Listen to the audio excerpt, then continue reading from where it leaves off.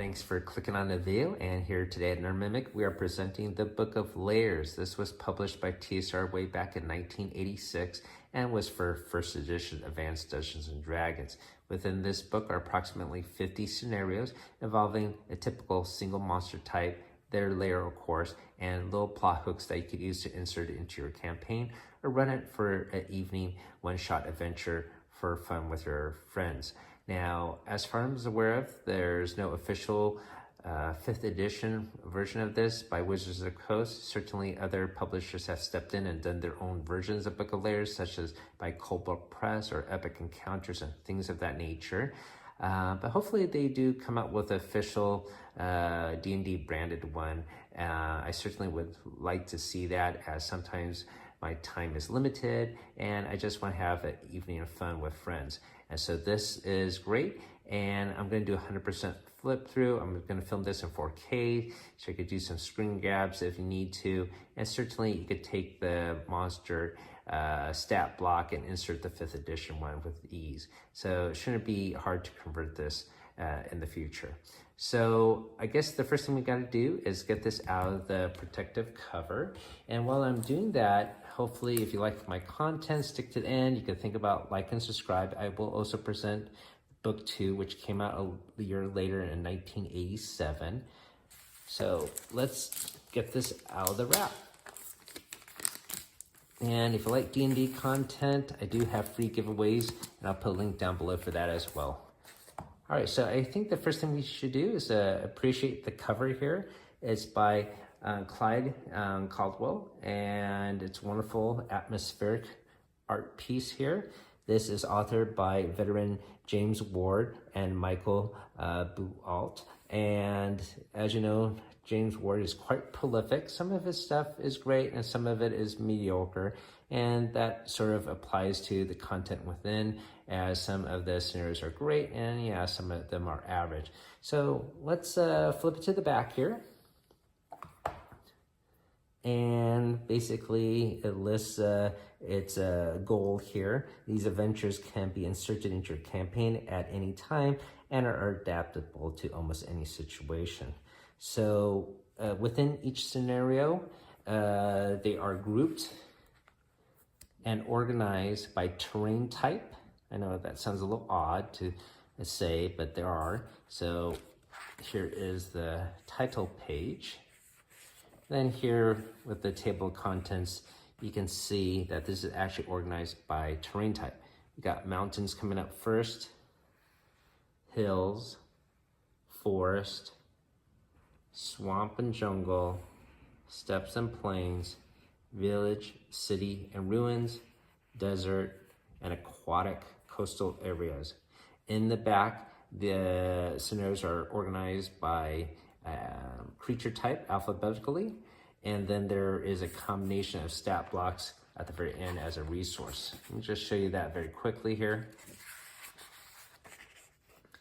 So within each scenario though, they do have a stat block within the scenario, but sometimes it's easier to reference it out here. And so that's a cool player aid that they have there. Okay, so let's go back to the beginning here, now that you know how this is going to be arranged. And then within each terrain type, it's going to be organized by difficulty. Okay, so the lower level adventures are going to be at the top, and then higher level adventures are going to be towards the end. So we jump here to the first scenario. It's called the Armorer.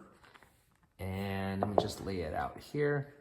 So this scenario takes place, of course, in the mountains. It revolves around a dwarf named Shieldson, who is world-renowned as a blacksmith. They always list several plot hooks at the beginning, and one of them would be some elven armors went to his keep and came back with a tale of weapons attacking them. Typically, the level does have recommended level types, but for this one, it is any, because the animated weapons and armor that you meet within scales with your party that goes into the lair. And his lair really is this blacksmith retreat that is up in the mountains. So if the party investigates what's going on with Shieldson, they will encounter some animated swords. And then later on, they will encounter some enchanted weapons that are called the protectors. They do talk to the party and it says, we will talk to you. And they tell them that you must leave.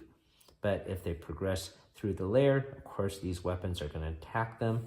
And then in the next chamber will be suits of armor, and they will do the same thing. They will try to talk to the party, but if they progress further, the suits of armor will attack them, stating, you must go or you must die.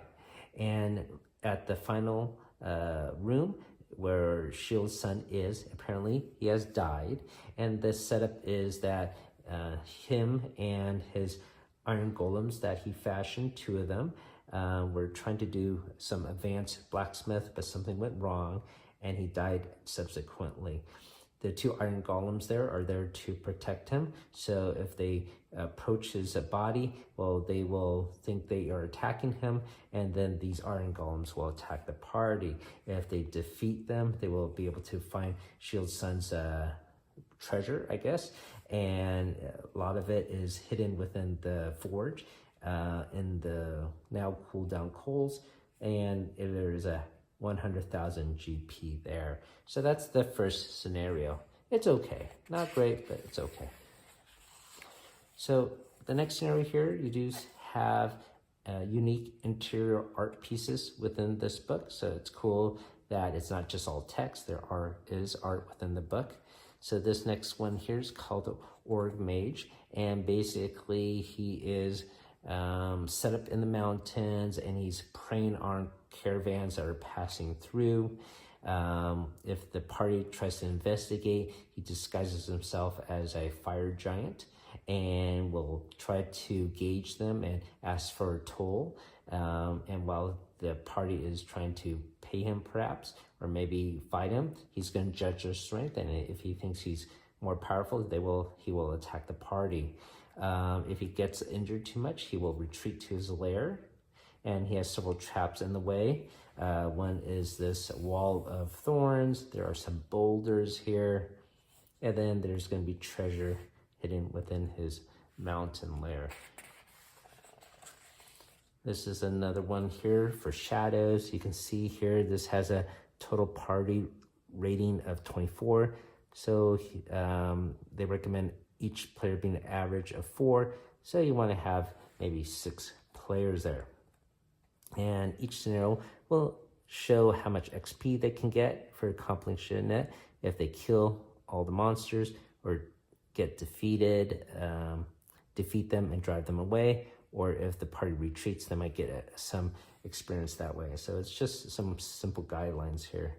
So for these shadows, basically the setup here is that ancient wizard speaks of a long lost castle located far into the south. It's said to be the site of the first wizard of the world. So they encounter a tower, they go through it, it's pretty dark, and there are shadows within that will sap the strength and attack the party members if they're not familiar with shadow creatures. At the gate, there are going to be these magical gems, and these magic gems have a small light spell on them, and this light actually prevents the shadows from leaving this area. So one way to get out of this situation is they remove these gems, and then the shadows will actually leave the tower and leave the party alone. So that is the scenario for shadows here. I thought this one was more interesting. This is for zombies, and basically there is a wizard that was trying to find a fountain of life, basically, or fountain of youth here, and instead he finds a zombie fountain. There are zombies within this retreat, and if they get all the way down to the end, there is a fountain here where the waters will turn a dead body into a zombie in 12 hours.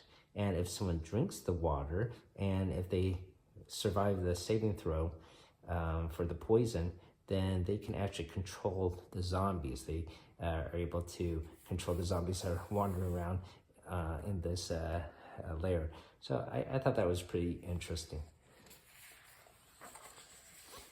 Now, this one, it's probably the worst one here. This is one for undead, and you can see it has 876 creatures. So basically, there's this magical gate, and it has multiple gems on it, and it's spawning undead creatures 6 at a time. So that's going to be about 150 waves of undead 6 at a time. And there are multiple different types of undead. There are gas, there are, let's see here, rights and ghouls. And yeah, it's just wave after wave. And basically they have to defeat them by removing some of these gems, or actually all of these gems. So I don't know about that one. This is probably the worst one here. This one's for mummies, and here there is a mystic, and this mystic is trying to learn how to create new types of mummies, and that's what makes this adventure a little bit more interesting. The mummy types. There are mummy dogs, there are mummy frost giants, and the most interesting here is a mummy treant apple tree. So can you imagine that? A tree being a mummy? I never thought of that being possible, but here it does exist. And then of course at the very end they encountered the mummy mystic, who is now undead himself. So this is just interesting as far as the type of creatures you might encounter. So the next scenario involves Briggins, and there's 130 of them. This is actually one of the longer scenarios in the book, and it has its own unique art piece you can see here on the side.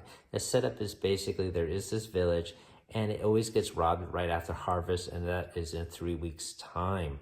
So the adventurers are hired to defend the villagers, and they can set up multiple different barricades, or they could hunt down the brigands and find their lair. If they do the latter, they will encounter multiple brigand types, including their leader, who is protected by 2 clerics. There are even some zombies in the lair here. And if they defeat them, they get the brigands' treasure. Now, if they go for the first option of defending the villagers, this is more interesting, as it is set up for multiple waves of attacks, and there's 4 waves in total. So this is interesting, and the fact that it's more like a army or playing general. I don't prefer these type of adventures. I like more dungeon delving myself, but I could understand the appeal for this, and this might be a unique one to run with your friends. And there is even here an associated map of the village. So once again, that's the longer one. Now, the next one here are rock reptiles. I guess they're giant lizards, basically. This is sort of simple. Some of these lizards are attacking people. They're dragging villagers into their lair, and basically you pursue them. And they might encounter other creatures here. You got some giant ants. Okay, you can see if they go inside, there's a small little cavernous thing they could explore. But it's pretty straightforward. So the next scenario involves a sylph, and this is one of my favorite scenarios within the book. The setup involves her being cursed by an evil magic user, and now she is compelled to destroy any villages within a 25-mile radius of her lair. So each week over the past month, she has been doing so. So she has destroyed 4 out of 10 villages, and she does so by conjuring an air elemental, and she stays hidden close by with a invisibility spell on her. So the villagers, of course, hire our brave heroes to investigate what's going on. So part of the difficulty is knowing which village she's going to attack next. And then, of course, they would have to battle an air elemental and then find her because she's invisible. So if they are able to detect her using various means, they will find her lair up in the mountains. And if they are able to do so, they will encounter her and she will battle them in a certain sequence. First, she'll cast a sleep spell, then an ice storm spell. Anyways, it's a progression of attacks, and it's pretty cool how it's all laid out. So this one's pretty fun, and it has an associated art piece here at the end. Okay, so next up is a layer for Basilis. And the setup here are several, and one of them is a treasure map tells that the Cave of Mirrors and its fabulous gems can be found there. Another one might be that legends have handed down from father to son of a long-mentioned wealth found behind the crystals of the Cave of Mirrors high in the mountains. So these plot hooks are always interesting if the adventure is sort of mundane. Now, this lair, though, is a little bit unique, as the Cave of Mirrors really is a chamber of growing crystals, and these crystals grow really fast, and the adventurers don't know that necessarily. They do find this cave of crystals, and they may try to chip away at these crystals, trying to obtain some wealth, find some, say, diamonds or gems within. But as they explore more into the tunnels, these crystals will sort of grow fast behind them, blocking the exit. Now, within there is a maze of volcanic tunnels, and that's where the den of Basilis are. So if they progress further, they will encounter these Basilis, but of course you might be frozen solid. So they might retreat to these back to the entrance where the crystals have overgrown. Now the Basilis won't necessarily go into that cave because of the reflective surface of the crystals, so they're sort of safe there. However, they antagonize the Basilis too much, they may enter into there. However, to escape this layer, they will have to break those crystals to escape. And if they do so, well, they'll destroy those crystals and the reflective surfaces of these Basilis will come out into that tunnel and attack the party adventurers. So it's a sort of an interesting setup and scenario. So this one's sort of interesting. Next up here is an encounter with Harpies. And these Harpies will ambush your players at night and sort of grab them and kidnap them, and they will drag them up to a mountain. If they try to go to where the Harpies live, they will encounter some griffins along the way, some giant constrictors. But very interesting enough, as they fight the Harpies in their nest, a giant rock appears. And this rock basically thinks of these Harpies as its babies, as apparently these Harpies destroyed the rock's eggs and replaced them with their own eggs. So using the common sense of nature, where a bird might take care of its young offspring and doesn't know the difference between the babies, and so the rock thinks of these Harpies as its own babies.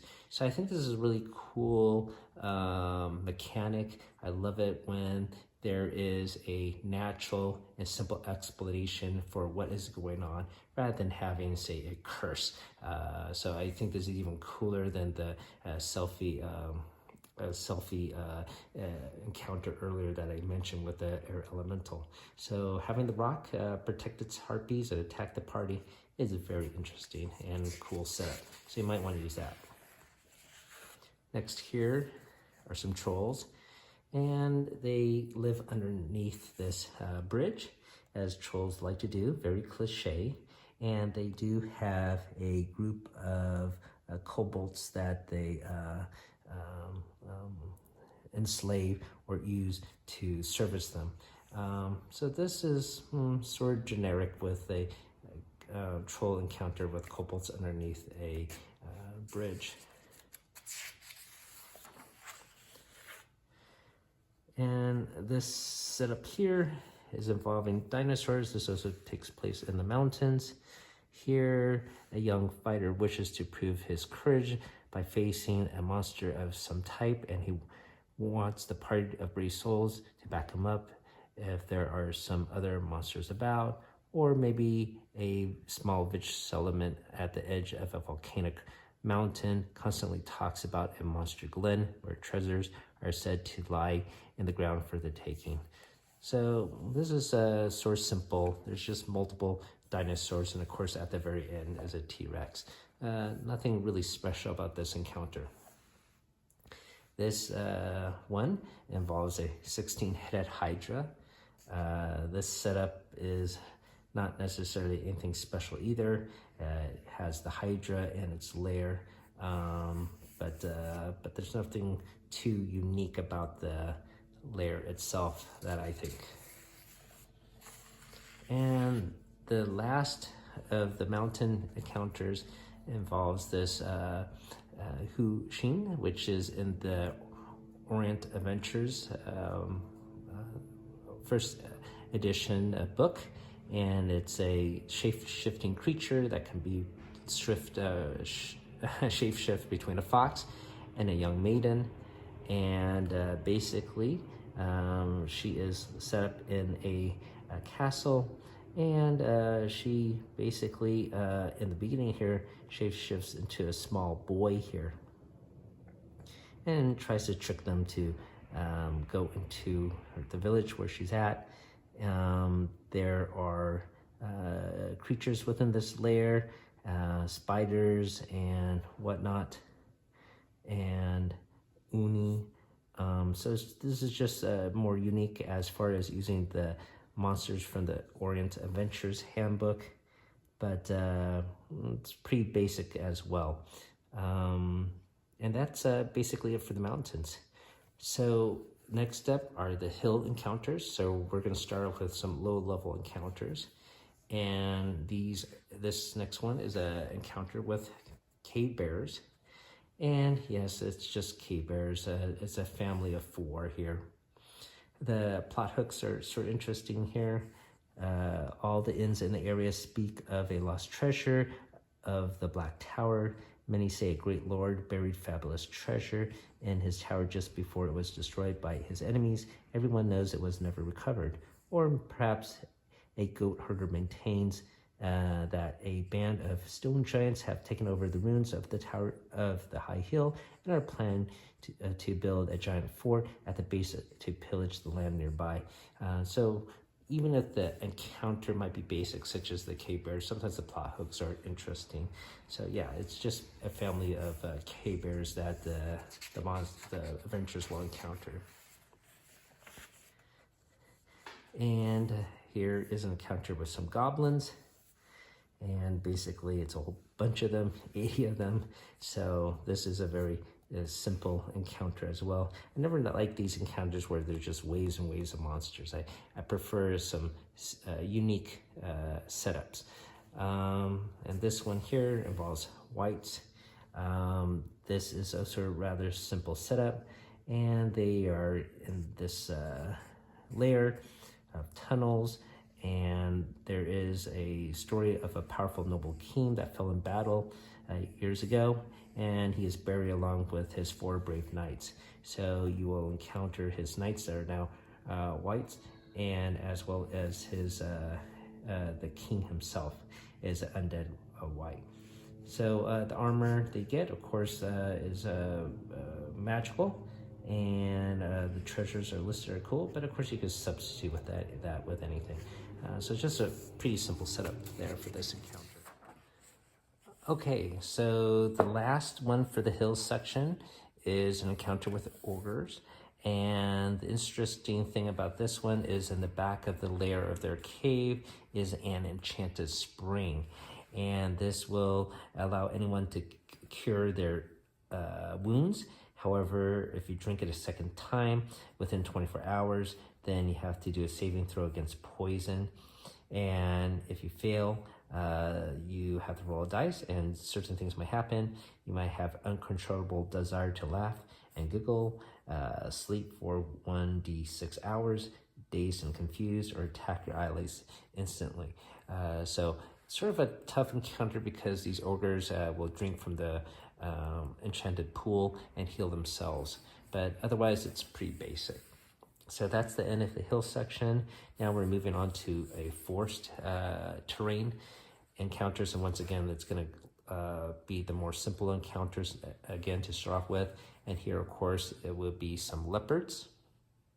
And these leopards, I should also point out all the creatures within this book, if they are in these encounters, they tend to be a little bit more powerful than the ones listed in the monster manual.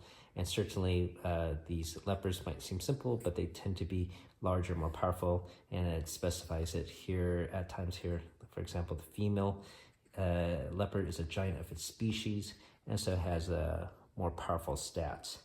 So here, the mayor of a small village is willing to pay gold for some brave souls to go into the nearby forest to hunt out the night creature that's attacking their land. There's talk around town of something killing horses. So basically, it's a den and a family of leopards that they will encounter. Pretty simple. Next up is a tribe of orcs, 80 of them. Once again, not my favorite kind of encounter when there's just monsters en masse. So it's just a whole bunch of them there, nothing special. Next one is a encounter with these large apes that are carnivorous. And so these apes, they're quite talented at grabbing NPCs and certainly their players if they're camping at night, and they will be very silent. And it specifies here that even if you're an elf or have special hearing, you may not hear them because they're going to be up in the trees and just grabbing people. So they will abduct them, take them up in the trees, and if they try to pursue them in the trees, they have some specialized rules, as fighting in the trees is going to be very difficult. So this encounter is sort of special in that way, setting up some special rules for fighting within the treetop. And there's a cool picture of that. So this one's a little bit special. Next up here is an encounter with a bear. And so this bear has been wreaking havoc throughout the countryside, and he's denoted in the story here to be very experienced now, and he is large and will move at night, and he will charge and attack very quickly and disappear into the forest. And so even if you have an arrow, you might get off one shot, but have a high chance of missing, and they denote the special rules for that. So the bear will not attack in the daytime unless the PCs manage to follow it to its lair. And if they go to the lair, the bear is smart and walks or runs past certain other creatures, such as a group of giant badgers, and your player or heroes might have to do battle with these badgers before they even reach the lair of the bear. And once they encounter this gigantic bear, you can see it depicted here very clearly. It has a home field advantage and will get +2 to hit and damage while fighting in its own tunnels. So sort of a simple encounter, but it's interesting that this one gives the bear a little bit more special abilities. Okay, so the next encounter we have here is with some Buckwans. These are small brownie-like fey creatures, and they're going to encounter your player characters and ask them if they want to have glory. And if they do, they will follow them and lead them to this trail that ends to a cave. And then they will say, "Here's your chance for glory. Your names will live forever if you perform this deed." And then one of the Buckwans will throw a rock into the cave, turn invisible, and 3 large hill giants will come charging out. And they will find that within this cave there is a bard that has been held captive, and if they defeat these hill giants and rescue the bard, the Buckwans will be appreciative, and they will give them some treasures. So it's a little silly encounter there. Okay, so here is another mass encounter with these Centaurs. I don't think this is necessarily anything special. Basically, though, one of the leaders has been turned into a statue by evil mage, and then this evil mage has control of 4 of his lieutenants. So he's using the Centaur army as his own personal army. So they will have to defeat the Centaurs and of course do combat with this evil mage. But yeah, it's sort of a straightforward encounter with just masses of Centaurs. Now here is an encounter with a fairy dragon. This encounter is actually tied up with 2 other encounters you'll see later. So here, this Fey Dragon wants to play with the player characters. It'll do some tricks, and the player characters might be confused as to what's going on. Eventually, they might be led to this one cave, and it looks like there's a huge dragon there, but this dragon's really just an illusion. And the Fey Dragon has some pixies helping it out, playing this trick, and they'll make it look like this big dragon's going to attack the player characters and stare the bejesus out of them, and they will all giggle and laugh, and hopefully the player characters will forgive them. If they do, the dragon will give them a little treasure as appreciation. If they don't, they might have a battle. But also they were saying if they were brave enough to challenge this dragon, that they might be able to help them out to fight against some hobgoblins that have been bothering them. So the Hobgoblin encounters later on in this book. But before we reach the hobgoblins, here's an encounter with 120 kobolds. And once again, not a big fan of these large en masse type encounters. So I'm going to sort of skip over this. It's not too special in my opinion. Now here is an encounter with an animal trainer, and this is sort of interesting. So this animal trainer, he's sort of a bad guy. He doesn't treat his animals too well, but he has trained them. And the player characters have several plot hooks to find him. But they will basically be attacked by his pet army. And so the encounter is interesting as there are multiple different animals. You got war dogs, you got tigers, you got bears and eagles. And so these animals are once again trained. And so the bears, for example, they've been trained to play dead. And so if they get some damage, they will play dead, and so your player characters might pass over them and attack another creature instead. But then the bear will actually come back and flank attack, like a backstab against your heroes, and so that's sort of interesting. The tigers have been trained to leapfrog, so they will jump over your player characters, go to the back line, maybe attack your wizards rather than the fighters in the front, and such. So this one is pretty interesting. You can see a little picture of that here. This one here is with a Dro Elf, not too special. Just some traps is the main thing that is the major setup for this encounter. Here is an encounter with a whole bunch of ghouls.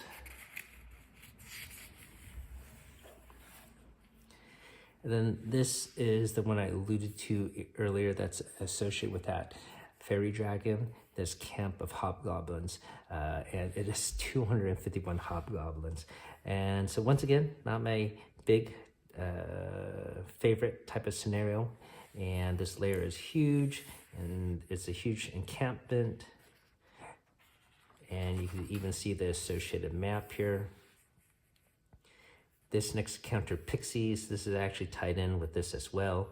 So these Pixies are also playful, but more to the point in the fact that they will antagonize more aggressively against the player characters and try to, for example, bury them in sand and mud and whatnot. And basically they're trying to see if their player characters are strong enough to fight and defend and help them against these hobgoblins. So that is the main point of this scenario here. And they do multiple tests. You can see different attacks in different stages. All right, and so here's a picture with that. Here's an encounter with a vampire. This vampire is special in the fact that she's actually a cleric that's now undead. So that is sort of interesting from that aspect. Here is an encounter with multiple great elves. Pretty simple. And this one is with quicklings. Once again, they're like fey creatures and sort of playful, but this one, they're more aggressive. They set up multiple traps. They have associated with giant spiders, 50 of them. So there's a lot of web attacks and different rules as far as navigating these thick tangled webs. So that is interesting from that standpoint. And it encompasses this whole region. But really, you're just doing battle with all these spiders, and they have special rules as far as to deal with webs and fire, to burn them and things of that nature. Now here's an encounter with Rakshasas. Hopefully I'm saying that right. These tiger-like humanoids. And basically, they are set up in an inn, and they are going to try to trick the PCs to stay there and accept the hospitality, but of course attack them while they sleep and things of that nature. Sort of straightforward. This next encounter is with gnolls. This is also another straightforward encounter. This is with a growing spirit, and these two are in swamps.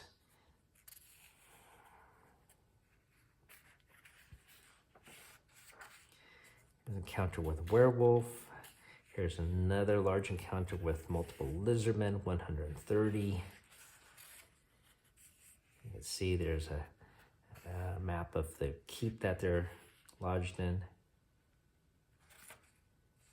All right, now we're heading into the jungle, and we have a guardian Naga here.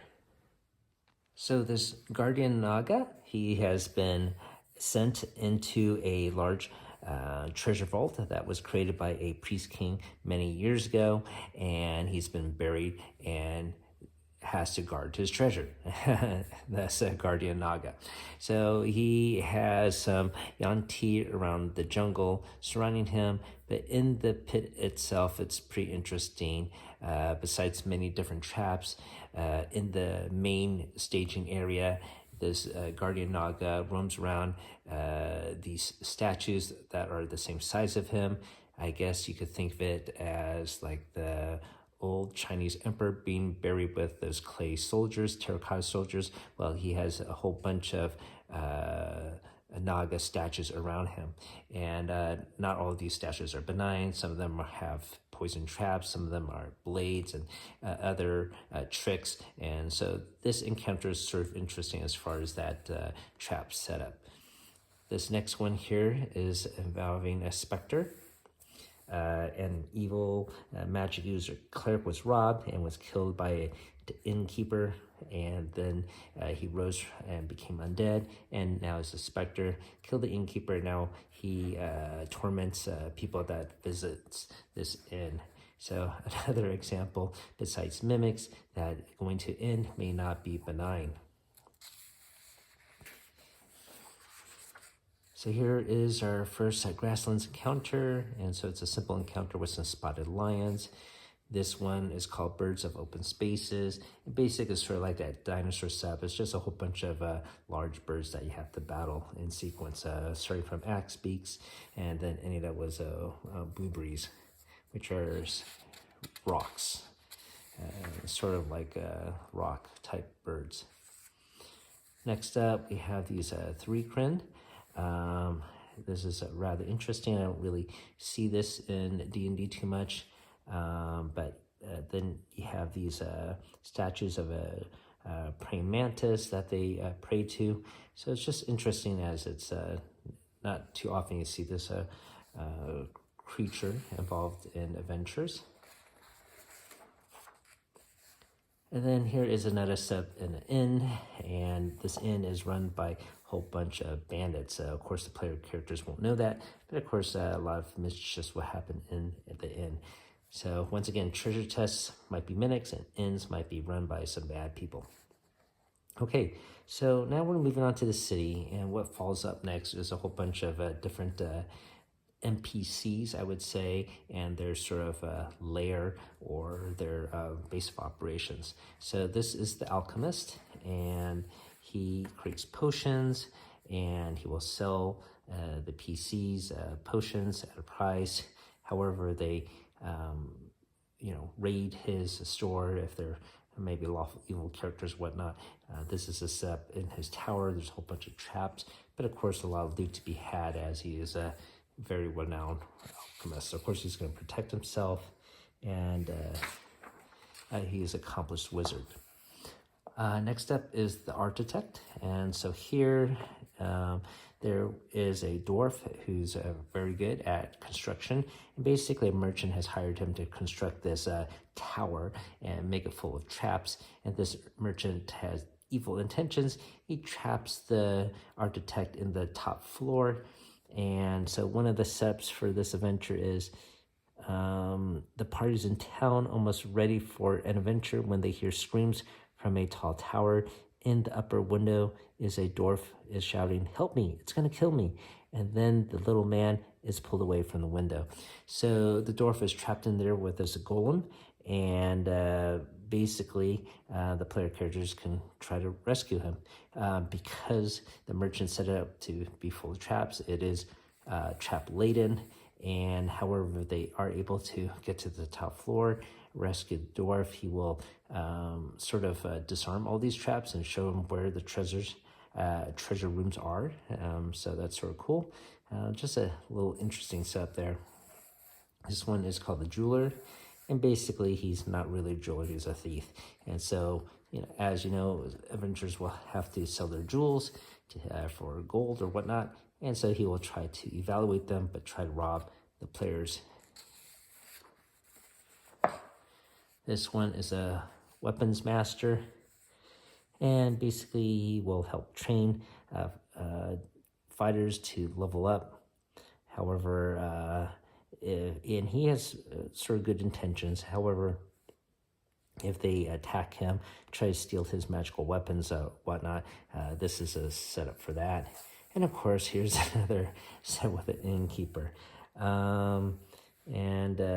He is not all benign, and he does toy with them and do some traps. So pretty cliche. Once again, this is probably the third or fourth one involving an inn situation.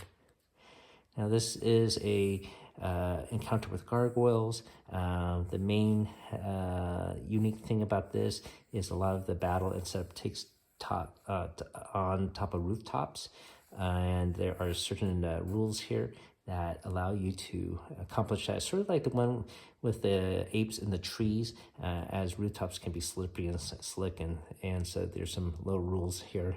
This also features probably the worst map in first edition D&D, this map here. I think this is sort of to note the rooftops and then the main lair of the gargoyles here. And they sort of rush here, but yeah, this is really not necessary. If you're going to fight on rooftops, I'd rather have myself as a DM just make my own map rather than try to follow this grid by grid. It's there's no point to this since there's no real set location aside from the center point there. So yeah, pretty poorly done. I almost wish they just put a picture. Okay, so here is an encounter with Pseudo Undead. This is probably unique to first edition. I don't think it's replicated in the other editions, but basically it's someone cosplaying to be undead. So there is a pseudo vampire. He's not really a vampire, he's just pretending to be a vampire, and he creates a force of pseudo undead, some fake gas hounds, some fake zombies, and so it might confuse the player characters when they attack the main baddie or his army to use holy water or turn away undead, and it won't work. In fact, the pseudo-vampire will pretend like it's working and pretend to get damage, but he's actually not. So this is sort of interesting from that standpoint. Probably one of the more unique layers in this whole book.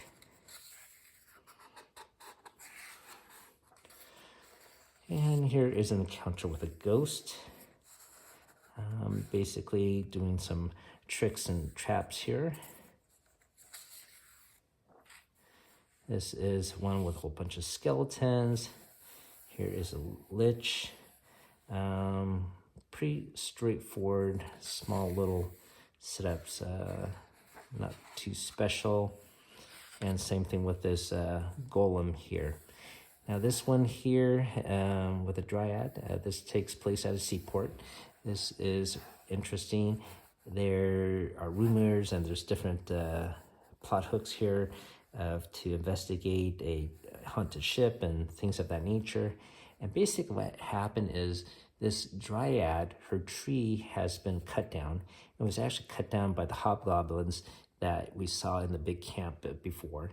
But anyways, the Hobgoblins sold the wood of her tree to a shipmaker, and a shipmaker made a ship out of it. And now she is haunting the figurehead and haunting the ship.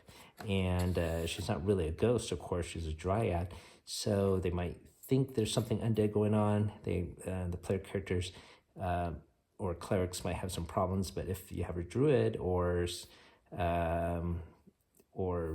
use your investigative skills, you would discover it's a Dryad, and she's basically wanting help to return her wood. So this is a sort of a cool setup. Here's a simple encounter with a whole bunch of giant otters. You don't really see giant otters too much, so that might just be interesting to you. Here is a setup with a whole bunch of pirates, 192.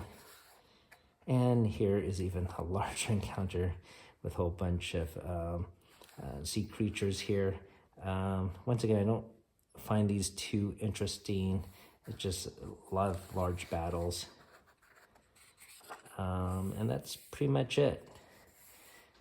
Here again is the index in alphabetical order, and then stat blocks for the characters. All right, so this is the Book of Lairs. So for the most part, probably 50%, if not 75% of them are really basic. Now, even if they are basic, the plot hooks to lead them to those simple layers are interesting. So I think that's worth the price of admission. Certainly, there are some encounters in here that are really well done, and some might just spark your own imagination.